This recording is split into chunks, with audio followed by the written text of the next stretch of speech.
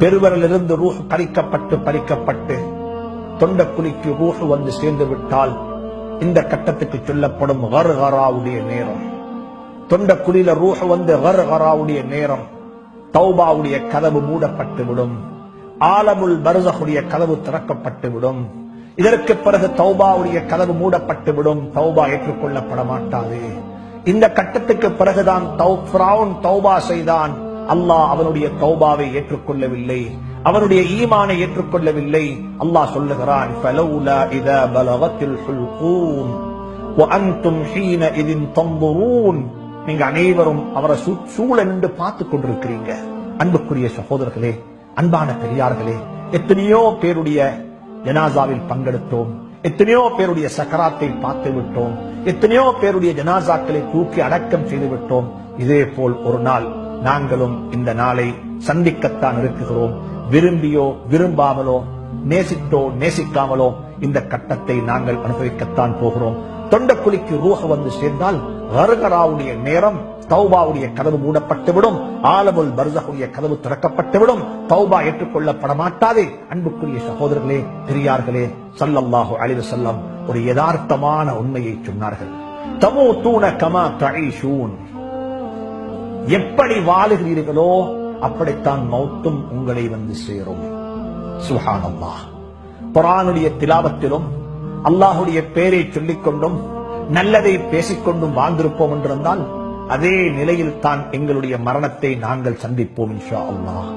உலகத்தில் பாவமான கர்மங்களை செய்து கொண்டு, பாவமான கர்மத்தில் ஈடுபட்டுக் கொண்டு, எங்களுடைய காதுகள் பாவத்தை கேட்டுக்கொண்டு, எங்களுடைய வாய்கள் அல்லாஹ்வுக்கு பொருத்தமில்லாத வார்த்தைகளை கரைத்துக் கொண்ட நிலையில் எங்களுடைய வாழ்நாள் கழிந்திருக்கும் என்றிருந்தால் அதே நிலையில் தான் எங்களுடைய மௌத்து எங்களை வந்து சேரும் என்று சொல்லக்கூடிய உண்மைகளையும் ஸல்லல்லாஹு அலைஹி வஸல்லம் எங்களுக்கு சொல்லித் தந்திருக்கிறார்கள். எனவே அன்புக்குரிய இஸ்லாமியர்களே, அன்பான சகோதரர்களே, அன்பான பெரியார்களே, நாம் ஒவ்வொருத்தரும் உழைக்க வேண்டும், முயற்சிக்க வேண்டும். யா அல்லாஹ், என்னுடைய மௌத்தை அழகுபடுத்திடுவாயாக, என்னுடைய மௌத்தை மக்கள் பார்த்து பொறாமைப்படக்கூடிய மௌத்தாக ஆக்கி வைப்பாயாக, சக்கராத்தை லேசாக்கி வைப்பாயாக.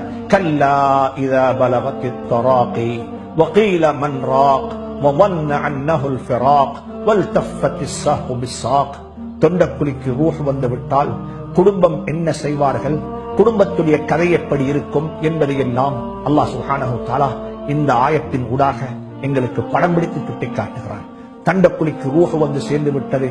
மக்கள் சொல்லுவார்கள், எந்த வைத்தியரை நாடுவோம், எந்த ஹாஸ்பிட்டலுக்கு எடுத்துக்கொண்டு போவோம், யாரிடத்தில் வைத்தியம் செய்வோம், எந்த ஹதரத்தை கொண்டு ஓதி பார்ப்போம் என்றெல்லாம் மக்கள் சொல்லுவார்கள். அவர் சொல்லுவாரே, இதற்கு பிறகு எனக்கு மருந்து செல்லுபடியாக மாட்டாது. இன்றைய நாள் என்னுடைய துனியாவுடைய கடைசி நாளாக இருக்கும். நான் நாளைக்கு கபரில் தான் சந்திக்க இருக்கிறேன் மலக்குமார்களை. அவர்களுக்கு பதில் சொல்ல வேண்டிய கட்டம் இருக்கிறது. அவர் சொல்லுவார், எனக்கு வைத்தியம் செய்ய வேண்டாம். அவருடைய கால்கள் ஒன்றோடு ஒன்று சுத்திக் கொள்ள ஆரம்பித்து விட்டால் நீங்கள் அறிந்து கொள்ளுங்கள், அவர் துனியாவுக்கு சலாம் சொல்லிக் கொண்டிருக்கிறார், ஆஹிராவை வரவேற்றுக் கொண்டிருக்கிறார், கபருடைய வாழ்க்கையை ஆயத்தம் செய்து கொண்டிருக்கிறார்.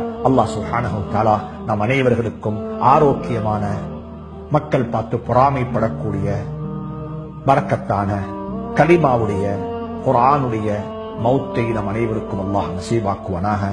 ஹலாலை உண்ட நிலையில், நல்லதை செய்த நிலையில், அல்லாஹுடைய பொருத்தத்தை சம்பாதித்துக் கொண்ட நிலையில் உலகத்திலிருந்து பிரியாவுடைய பெற்று அல்லாஹுவை சந்திக்கக்கூடிய சந்தர்ப்பத்தை நம் அனைவருக்கும் அல்லாஹ் ஆக்கி அருள்வானாக, ஆக்கி தருவானாக. وآخر دعوانا أن الحمد لله رب العالمين والسلام عليكم ورحمة الله تعالى وبركاته.